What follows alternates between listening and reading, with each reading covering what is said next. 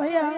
हाँ लोहार के दोस्त हल जा हां कि बेलना के दोस्त दिहल जा हाँ हां के चौकियो पर भाई उलहर अरे बांगुड़ बताओ करा के बंगुड़ का पले काट ना दिए हो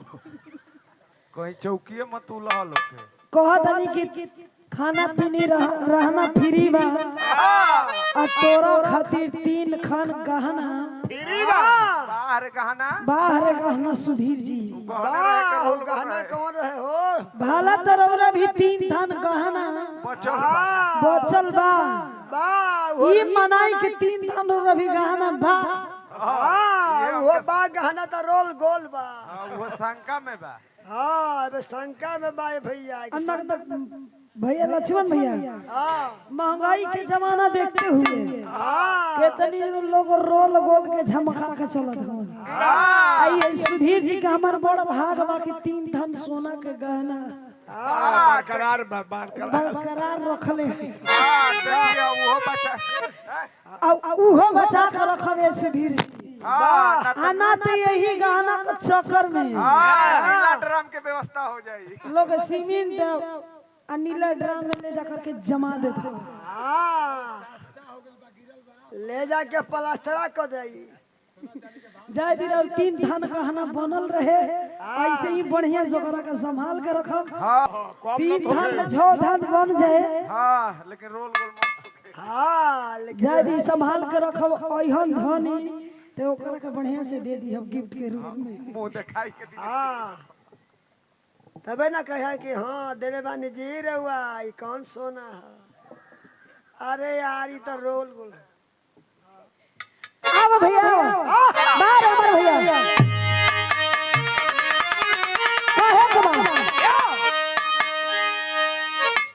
कहे के बारे भैया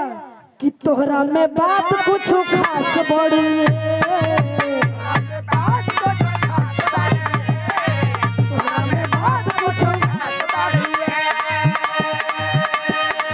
बनल ब्यूटी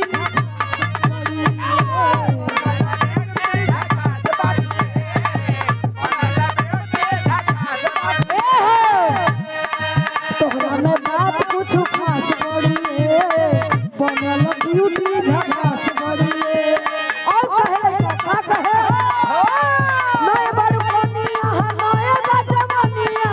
देख के गड़बड़ मिजाज लागे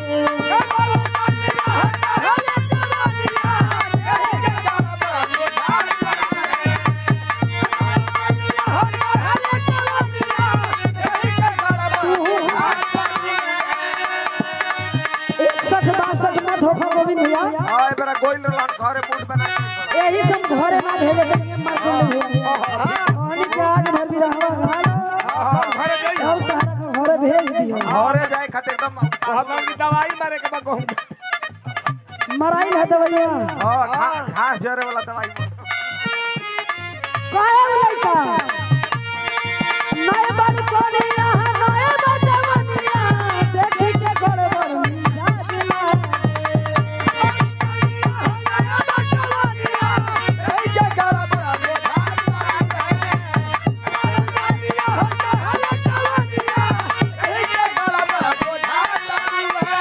नए बन कोनी यहाँ नए बचवनिया देख के गड़बड़ मिजाज लागे छोड़ छोड़ राजा छोड़ छोड़ राजा रंगवा देखी हम लाज लागे छोड़ छोड़ राजा रंगवा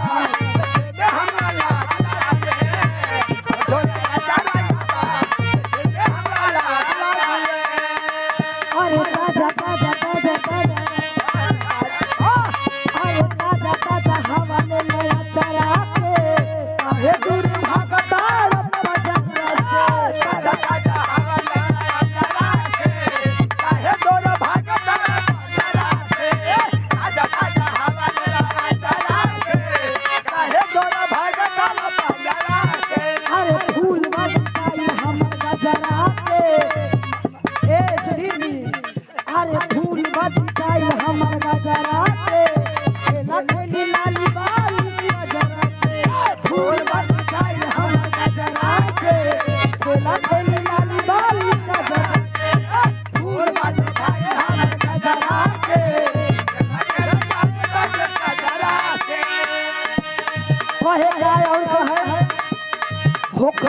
दिल जानी धरी एक दिल धड़काई